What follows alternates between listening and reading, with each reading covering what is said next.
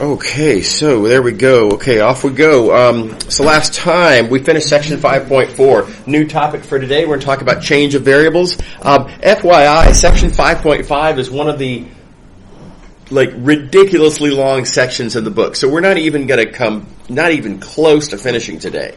And in fact, I suspect we won't finish on Wednesday either. So it's just one of these monstrously long sections. Anyway. So change of variables is a really important idea in multivariable integration. It is, in fact, kind of an extension of the substitution rule from single variable calculus that I know you all understand. As I like to do, I've done this several times this semester already. What I'm going to do is I'm going to give you a new point of view on something you already know, for the purpose of establishing a a way that I can then extend up to the multivariable context in a more convenient way. So this is not the most convenient way to think of the substitution rule necessarily, probably not, but it is the one that's going to help me generalize. Okay, so the big idea is we're going to think of the substitution itself as being a function.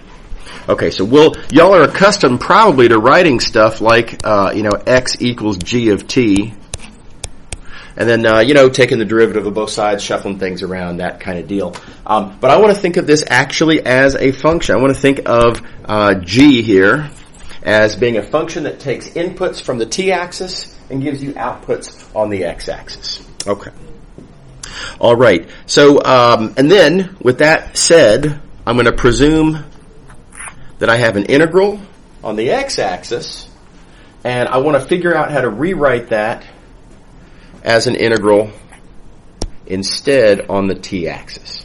Okay, alrighty. So here's what we're going to do. There's two big parts of this. The first part of the idea is the pullback concept. This term you probably haven't heard before. It's a little bit of a weird idea, but once you see what the idea is, I think you'll find it, in fact, actually really natural, possibly even kind of familiar in a way. So here's the idea. We've got this function g that is going the way the arrow indicates, by which I mean if you have a point, let's see here, if you have a point on the t-axis, the function will take that point and push it, I'm going to say, over to the x-axis. So the function goes that way in the sense that points go that way. Okay. All right. On the other hand, let's ask, how do expressions, not points, not values, but how do expressions move with this function? And, well, here's what I mean by that. If you look at this expression here, f of x, just look at the f of x by itself. That's an expression involving x. If you then plug in the function, well, you're plugging in for x. Your expression that had been a function of x is now what we call pulled back, because that f of x turns into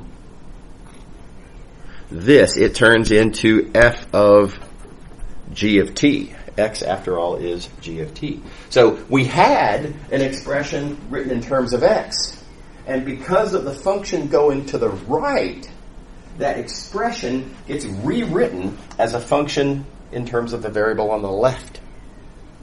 Isn't that kind of weird, right? So points push forward, expressions pull back. Everybody see what I'm talking about there? So ultimately, like I say, nothing really all that deep. Y'all have been plugging in, formulas for variables into other expressions since Algebra 1, right? And it's just kind of an observation about what that, diagrammatically actually kind of looks like. And it's just it's sort of backwards. So, okay, so this is the pullback concept, and I've described this pullback here for just, what I have in the box. Just, how does f of x, what does that turn into? We're eventually going to be pulling back the whole integral. There's only sort of two other parts to that. We've already kind of done, that part.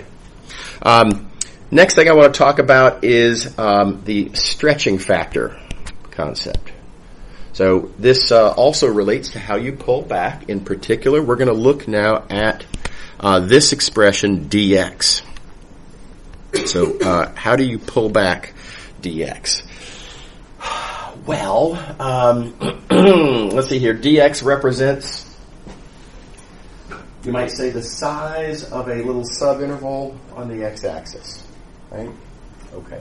Where did that subinterval come from? Well, it was the image by way of this g function, right? It's the image by way of g of a color choices. I guess I'll use blue.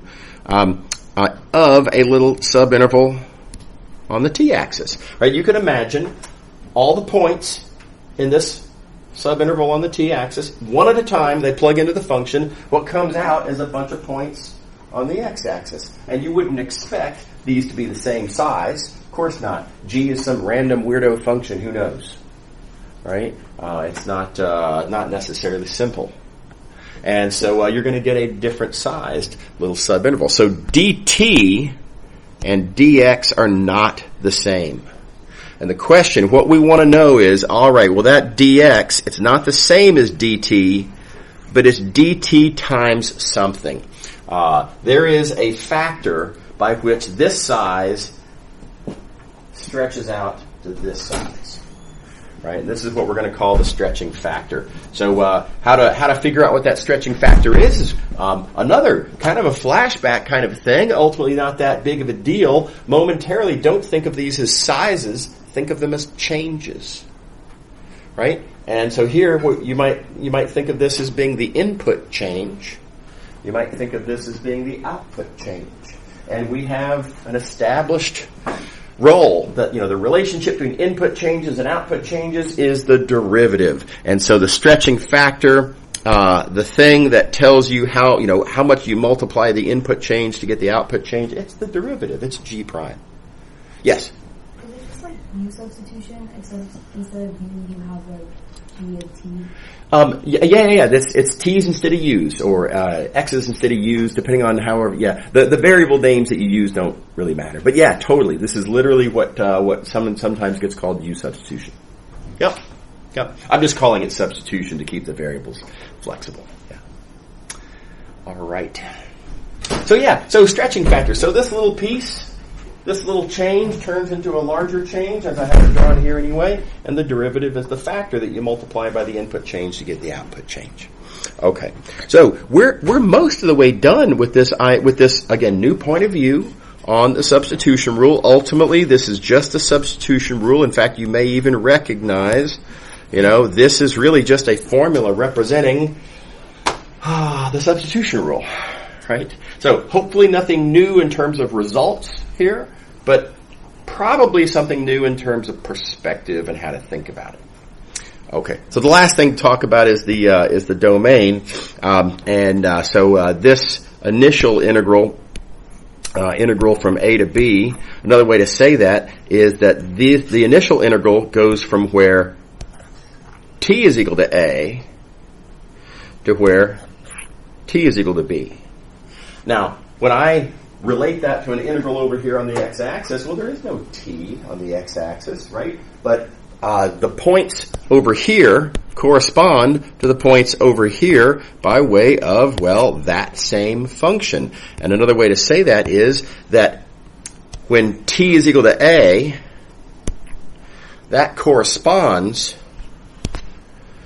to where x is equal to g of a, because after all, x is g of t. Okay.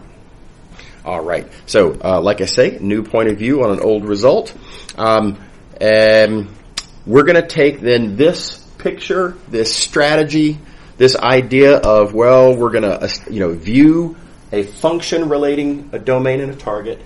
We're going to imagine an integral pulled back by plugging in. And we're going to keep track of sizes by way of a stretching factor. We're going to generalize all of that we have here now to a multivariable setting. So here's what it looks like. Oh, yeah. Mm-hmm. So the g function must be a one-to-one function? Yeah, as it happens with the substitution rule, it actually doesn't. It turns out that for kind of weird reasons, you don't get in trouble if it's not 1-to-1. But it is going to need to be 1-to-1 when we move it up to 2 dimensions for really subtle reasons that I'm going to mostly sweep under the rug. I'm going to say that the way the substitution rule is written is sort of coincidentally convenient in a way that we don't need to worry about. So in this case, not, but in the case that we're going to be talking about, yes, that's right. So here's our analogous picture, multivariable. Right? We have a function g, now a function of 2 variables that has 2 outputs, and every input point has a corresponding output point, and as such, if you have an entire domain over here, its image will be an entire domain over here, right? And I'm going to ask the question, suppose I have an integral defined on this image domain. So I have an integral defined on that domain. How would I rewrite that? Can I rewrite that somehow as an integral on the pullback domain? How does that work? And the big picture is it's exactly the same. First of all, I can do the pullback. I can plug in other words, f of x comma y. Oh, I missed. Let me try that again. You know what? I really need to. Here we go. F of x comma y. Well, x comma y is g of u comma v. That's what our function does. Wrong color. There you go. That's what our function does. It gives x's and y's as functions of u and v. So nothing happened. That's just plugging in. And keep in mind, when you plug in, expressions go backwards. Right? We started with an expression on the right, and by plugging in, we end up with an expression on the left. Okay. Same pullback concept.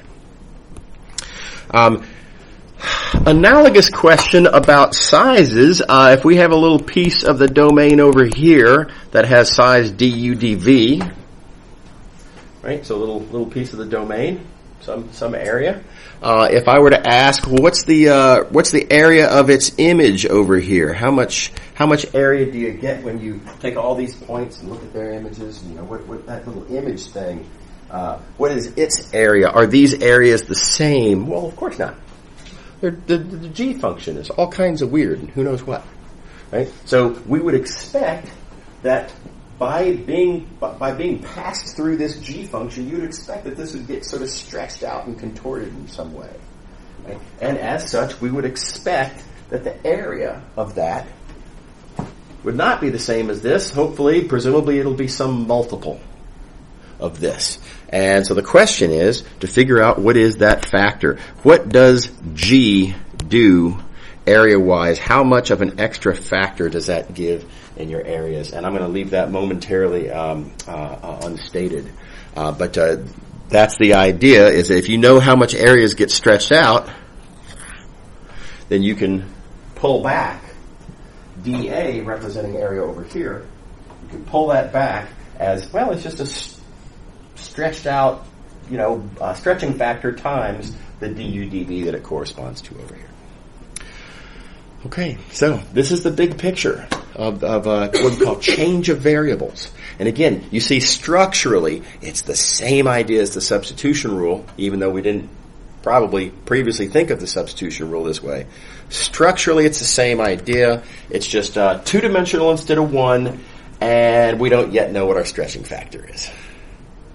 Okay. All right. So I'm going to tell you now what the stretching factor is. I'm not going to prove it yet. I'm just going to assert it. The stretching factor is the absolute value of the determinant of the derivative matrix. As it turns out. We are going to see why that works. Why this is the stretching factor. Just not yet. There's enough going on here with the big picture strategy and the examples and the various different versions that we're going to see. First here, that I don't want to get distracted by those details. We'll come back to this, right? First, I want to establish what is the big picture strategy. We'll get some examples under our belt. Then we'll come back and I'll justify why this is the right answer. Okay. Now, quick reminder. The derivative matrix. Right? Same derivative matrix that we have from chapter 2, I guess it is. Right? Exact same derivative matrix. It's the partials of the output variables x and y, each of which corresponds to a row, with respect to the input variables u and v, each of which corresponds to a column. Okay. So same old derivative matrix. There's a notational convenience that I'm going to be using a lot and that I encourage you all to use as well, that I want to talk about now before we go on. I emphasize, though, this is a notational convenience. It's kind of sloppy. Nevertheless, very convenient. And here it is. This thing right here. You've never seen anything written like this, at least not in this class so far. This is going to be a shorthand representing the determinant of the derivative matrix. It's not the derivative matrix. It's the determinant of the derivative matrix. You can kind of see the motivations. After all, as I just described, we're taking the partials of x and y. Okay, x and y, partials of x and y. We're taking those partials with respect to, well, u and v. Well, okay, so partial uv. This is a very compact and convenient way to say, look, I'm going to take the partials of x and y with respect to u and v and assemble in the usual way as a matrix. Right? The other thing, though, is that having written this as a fraction, this is suggestive of it being a scalar, right? And so, in particular, of course, what it's describing is the determinant of the derivative matrix. Again, not the derivative matrix itself. So anyways, kind of a convenience and really handy in a couple of different ways. The first of which I'll show you here. Here's one of the really nice things about this notation. Let's look at this equation here that I can rewrite dA, dx, dy like that. Let's flesh all of that out. dA, area in the xy plane, dx, dy. We've got du, dv here. Du, dv. And now I'm going to rewrite the stretching factor using this notation. Stretching factor, absolute value, partial uv, partial xy, partial uv, like that. And notice, and this is super sloppy math crime, and this is absolutely not what's really happening here. But it just looks like the du dv kind of cancels with that partial uv down in the denominator. It really looks like a cancellation. Now again, I cannot emphasize enough that that's nonsense. This is not a fraction, right? Looks like a fraction, but check it out right here. It's a determinant. It's defined as a determinant. It's not a fraction. There is no cancellation. Right? But it's like there's a cancellation because it just, it really looks like that worked. And the beautiful thing about it is this will always fit nicely, right? This notation for what we call the Jacobian determinant, or the determinant of the derivative matrix, will always kind of look, the fake cancellation will always look right. So it's very convenient in that way. Alrighty. Why am I erasing that? I was going to leave that there. Okay, I'm going to erase this, though. Okay. Alright, so we have all of our tools to do one now. Keep in mind, it's going to be a pullback that we're going to rewrite one integral as another.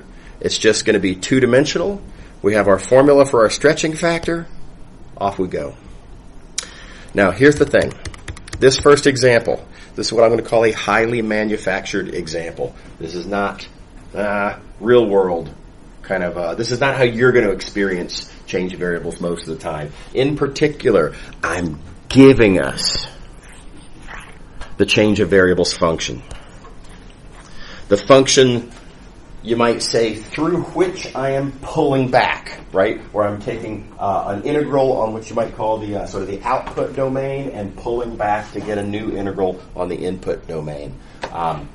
Given in the reality of experience of how this is going to actually happen to you, that's you're going to have to figure out what the function is, and we'll talk later about how to make good choices for change of variables functions.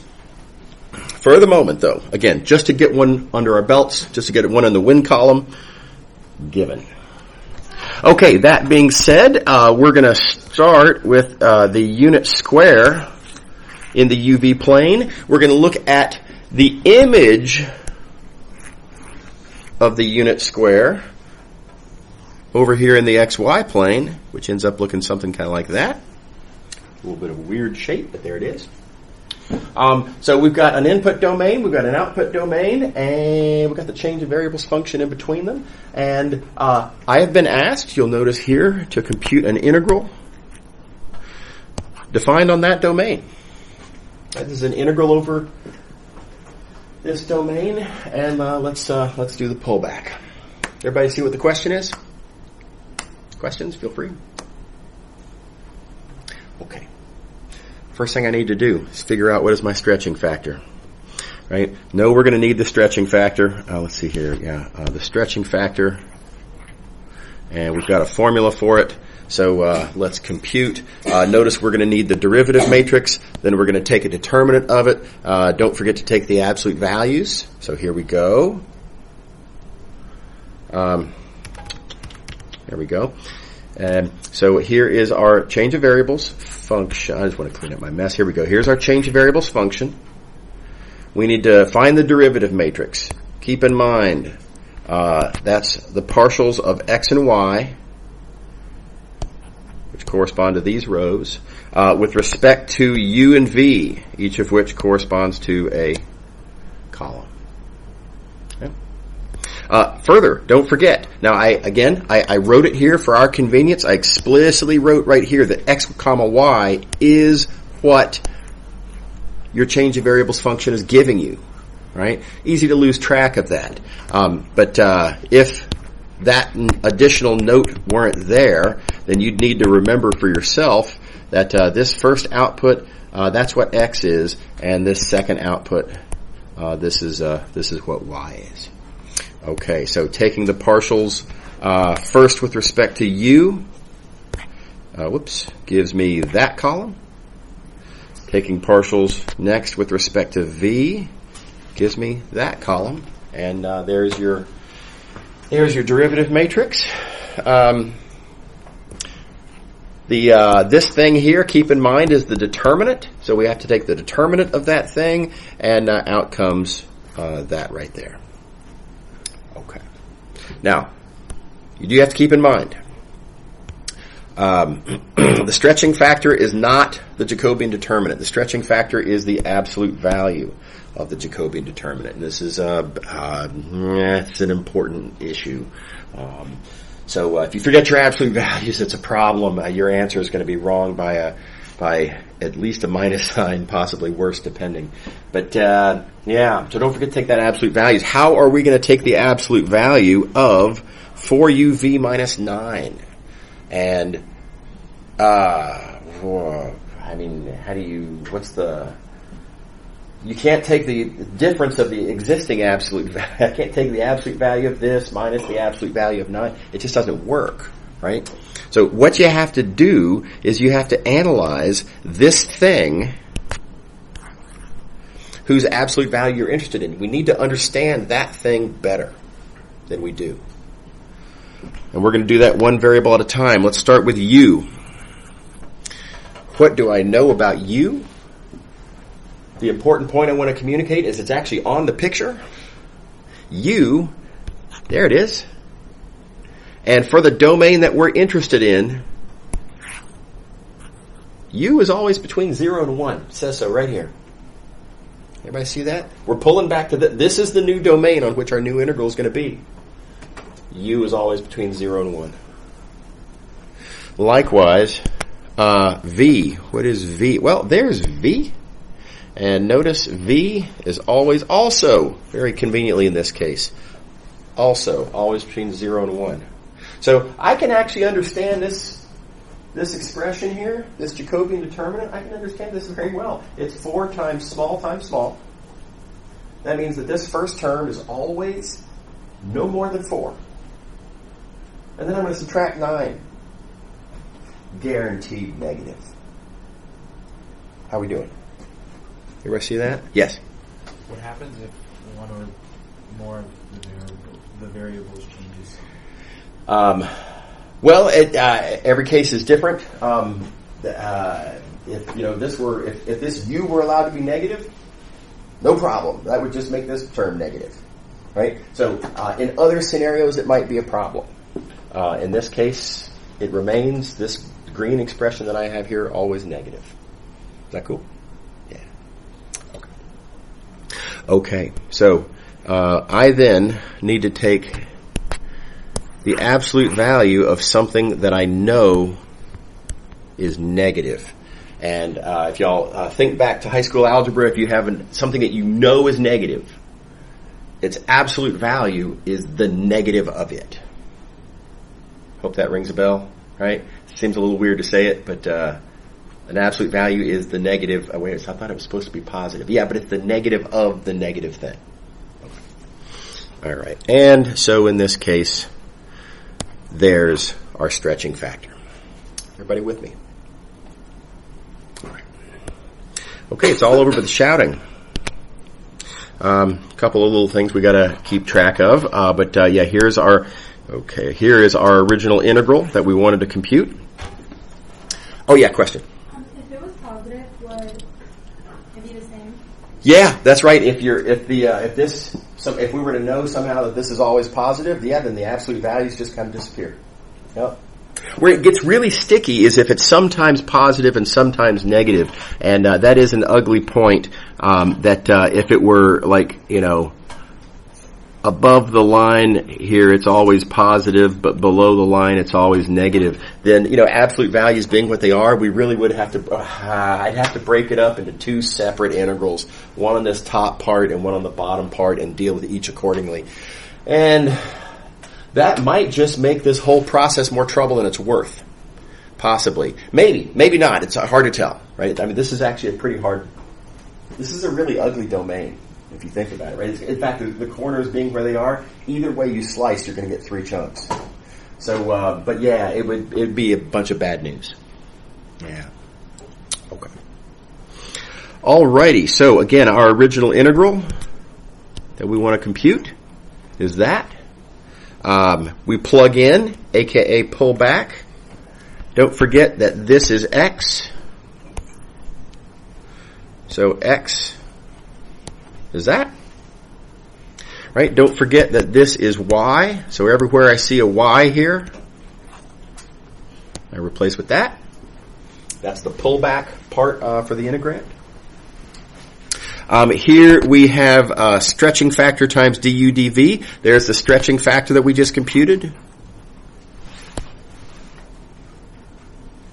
And we've got ourselves a new integral. And more to the point, we have ourselves a new integral that's entirely in terms of u's and v's. It is defined. The domain for this integral is our pullback domain now. We've done the pullback. And this pullback domain is awesome. We love this pullback domain because it's a rectangle. The slicing and dicing of this is everybody's favorite domain for a double integral, right? 0 to 1, 0 to 1. It's the easiest bounds ever. So, great news. Now, don't be fooled by the integrands. Some people would look at the 2 choices here, which one of these integrals do I want to compute, and say, I like this integrand, it's x plus y. No, this is 3 separate integrals. Worse, this is integrals here, where the relationship between x and y on these curves, I don't know if you noticed this, we don't actually have a relationship between x and y on these curves. We have parameterizations of these curves. So I'd have an algebra problem that we haven't even considered how hard or feasible the algebra problem might be of how to write the equations for these curves. We don't currently know these equations. So this is three, I'll say integrals of unknown difficulty, right? This is one integral of a polynomial on a square. This is about as easy as they get. Yeah, there's a little arithmetic involved. But it's just polynomials, so they're easy. Does that make sense to everybody? Everybody's happy? Okay. So, big win. Okay. All right. Yeah. So, what do you use as your change of variables function? Your transformation from from the new domain to the old domain. Your change of variables function. There are lots of things that you can choose from. There are some that kind of naturally present themselves in certain ways. There are some that we're going to find later on, starting on Wednesday. There are certain change of variables functions that are really often the right ones to choose, and we'll talk about those later. For the moment, I'm just going to point out a couple of kind of geometrically motivated examples. This function here translates points by the vector AB. Right? In some sense, this takes all points and kind of shifts them up and to the right by the vector AB. Keeping in mind that change of variables works by doing a pullback, what that effectively means is that you can translate your domain by the negative of that vector by using this as your change of variables function. And I'm going to show you a related example in a minute. Likewise, if you have a stretching, the process of pulling back through a stretch effectively squishes your domain. From your given domain, you pull back to the thing that's stretched out to become that, right? And it's effectively squished. And then likewise, if you have a counterclockwise rotation as your change of variables function, your domain, by virtue of the pullback, will effectively rotate clockwise. And this is the one I'm going to show you an example of. And here we go. Okay. So our domain, it's a square with corners at 4 given points. There they are. So here's our domain. On that domain, we want to compute, let's see here, this integral here. I'm going to compute that integral. Doesn't look so bad. Until you notice that as you start slicing up this domain, we've got the same problem we had on the previous page. No matter which way you slice, you're going to hit 2 corners. This is 3 integrals. It's 3 integrals where the bounds also are going to be equations of certain lines. Equations of certain lines that I don't have given. That means I've got to find the equations of the 4 lines. Oh my God. The tedium factor here is pretty undesirable. It's doable, right? But it's pretty tedious and undesirable. Okay, so as stated on the previous page, I'm going to let my change of variables function be a counterclockwise rotation. Counterclockwise rotation. We'll talk about the algebra of that in a second. But a counterclockwise rotation. So, what is it? Right? What domain is it that when I rotate counterclockwise gives me this square? And I claim that this thing, which when you rotate it counterclockwise gives you this square, it's the square that you would get by rotating our existing one clockwise. Right? So this thing that I'm going to highlight here in yellow, that yellow thing is the thing which when I rotate it counterclockwise gives me my blue square. So effectively I'm going to, I was given this blue square, and by doing the pullback, I will turn it into the yellow square. Effectively, I'm rotating my blue square clockwise. Everybody see that? It's easy to get it kind of backwards. It's always very, very helpful to have a diagram. I'm a big believer. Show your domain on the left, show your target on the right, and make sure that you have a clear picture of what's going on. Okay. All right. Okay, so that said, we got to fill in some details now. First thing I'll point out, this point being there, you can do a little bit of trig that I'm going to leave for y'all, and this angle is pi over 6. Now, that's just a little bit of trig. Y'all can fill in those details. But pi over 6. Next thing, and this is written on the content syllabus for the course, and I've talked about it earlier in the semester. But I'm going to assume y'all are good with linear algebra, specifically with geometric linear transformations in the plane and in space, stuff like rotations, reflections, etc. Point being, they're linear transformations. Linear transformations are represented by matrices. That matrix in question, the columns, are the images of the standard basis vectors, right? These are the big 3 points to keep in mind about how geometric linear transformations work. And if you take that approach, and if you want to know, well, then what is this linear transformation? What is a counterclockwise rotation by an angle of pi over 6? It's the linear transformations represented by a matrix that looks like that, which, for theta equals pi over 6, is this. Okay, if you're a little shaky, perhaps, on some aspects of that, either the linear algebra and what's the deal with the columns being the images of the standard basis vectors, or what does that mean, or some of the details of the trig, or what have you, if it's confusing, come to office hours. I'll be very happy to flesh it out for you. It's no problem, right? But do make sure that you're comfortable one way or the other with this kind of an argument. Linear transformations are represented by matrices.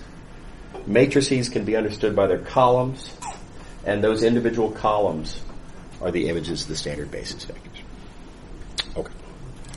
All right, so assuming we are all good with that part,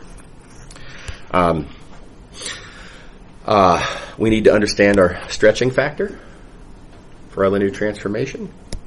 Here's the relevant determinant. We need to take the determinant of the derivative matrix. There you go. Determinant of the derivative matrix. You got to take various. Here's your transformation. Take the various partials.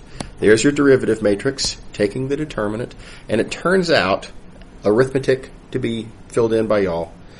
Turns out that determinant's 1, and I propose that's not that surprising.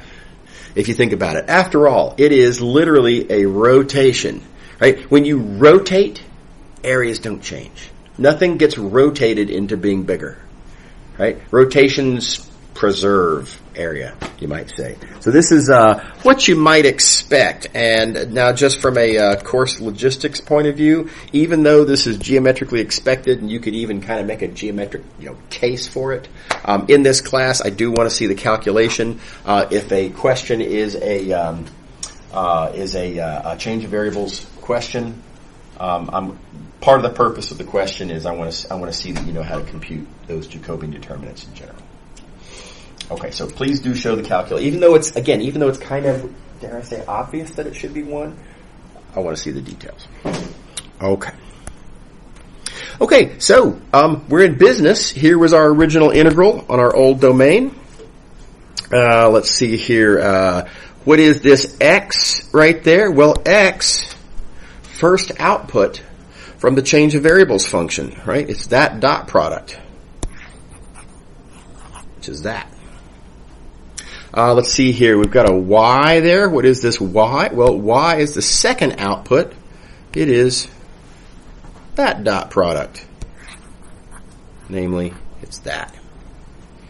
So a little bit of plugging in that has to be done, and you can multiply, collect terms. Okay. The Jacobian determinant we computed.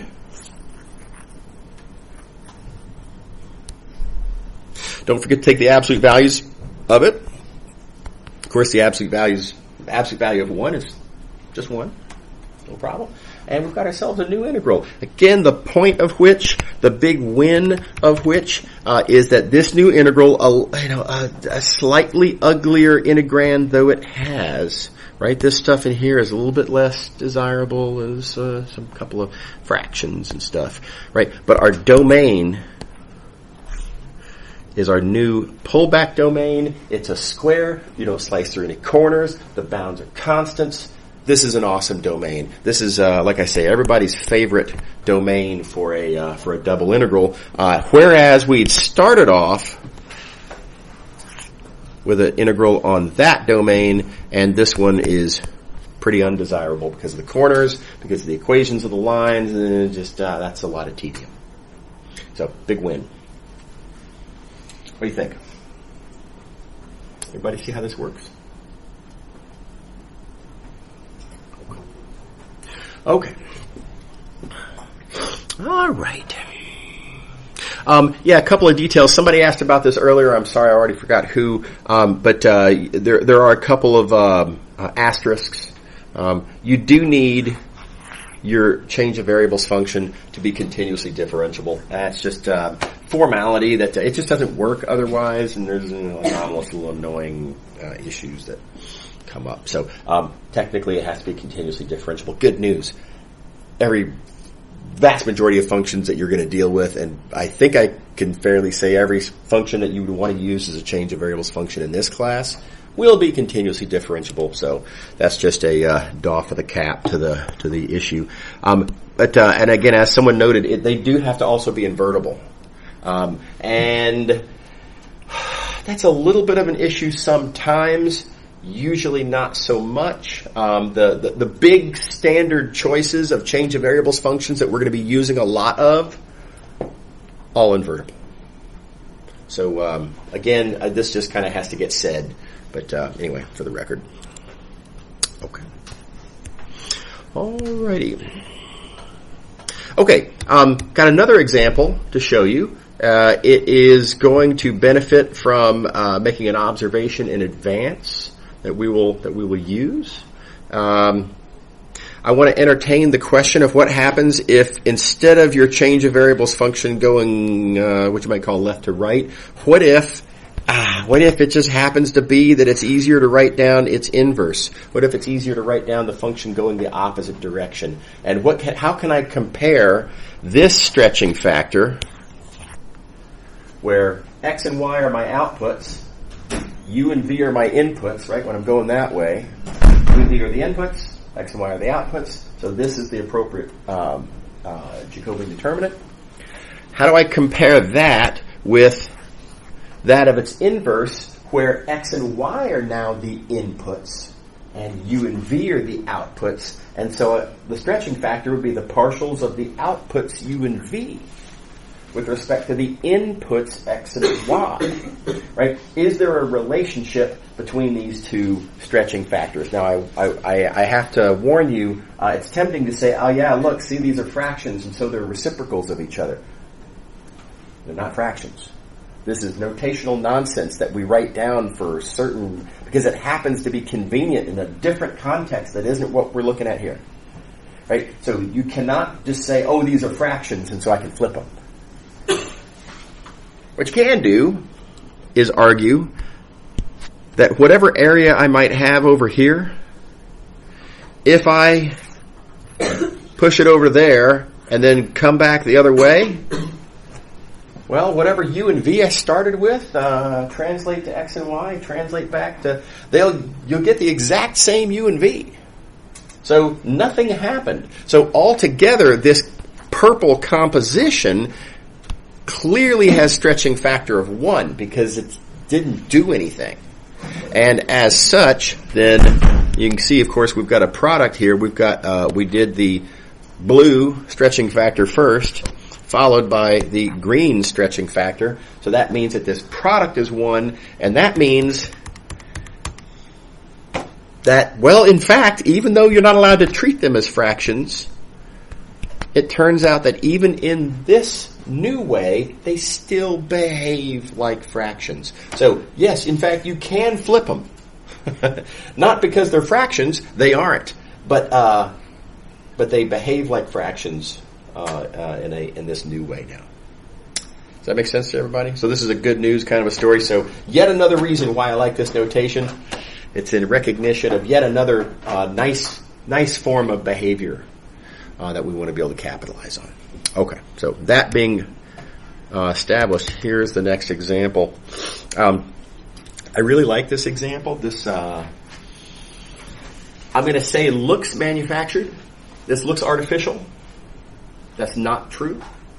This is a scenario that I encountered when I was in college, taking a thermodynamics class. Some of y'all are engineers and will eventually be taking a thermodynamics class. You're going to study something called the Carnot engine, which performs what they call the Carnot cycle. And it's very important for theoretical reasons in thermodynamics. You need to be able to do an integral for that. An integral on this wacky domain there. This domain that lies in between these two curves. Oh, whoops. I missed it. Okay, sorry. These two curves. And these two curves.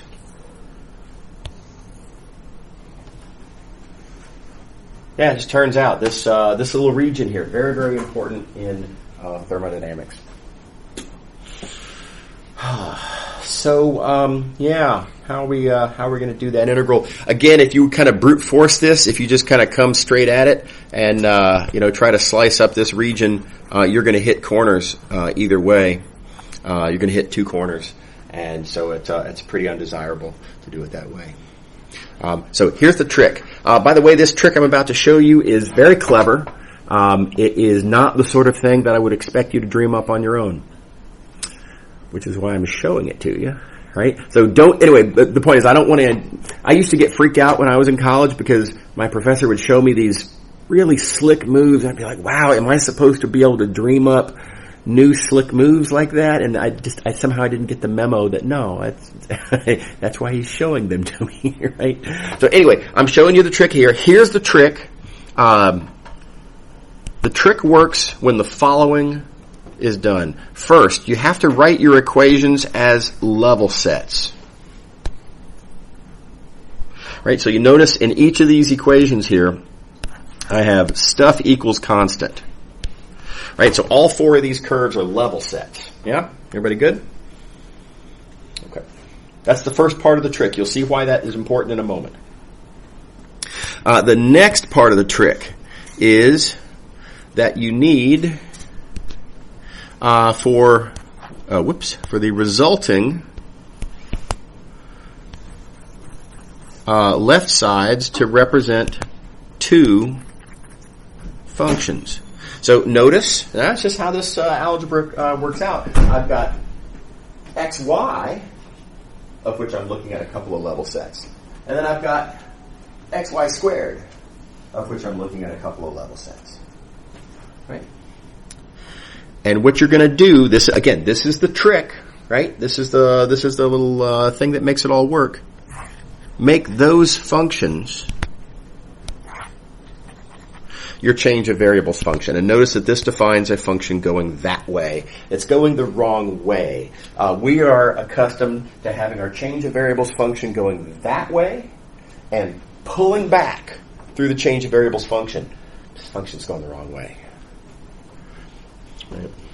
But we're going to be able to deal with that. Keep in mind, we have just observed up here what happens if your function's going the wrong way. Take a reciprocal. No problem. So that's going to be part of our solution here. But anyway, this is the trick. Now let me explain why this is a good trick. Why are we going to benefit from taking whatever algebra we're given, happen to already have been written in the form of level sets. If they aren't, rewrite them as level sets. Take the two functions whose level sets you're looking at. Let those define your change of variables function. Here's why this is good. Let's think about the curves over here. Let's think about this curve right here. Not a nice curve, particularly, but it's it's xy equals 1. Oh, but wait a second. xy equals 1. Don't forget xy is u. So altogether, in fact, what that curve is u equals 1, which over here in the UV plane is a straight line. Is that cool? So you see, this setup is what makes that happen. The fact that I've got stuff equals constants, and then I make the stuff the new variables, gives me, well, variables equal constants, aka vertical line.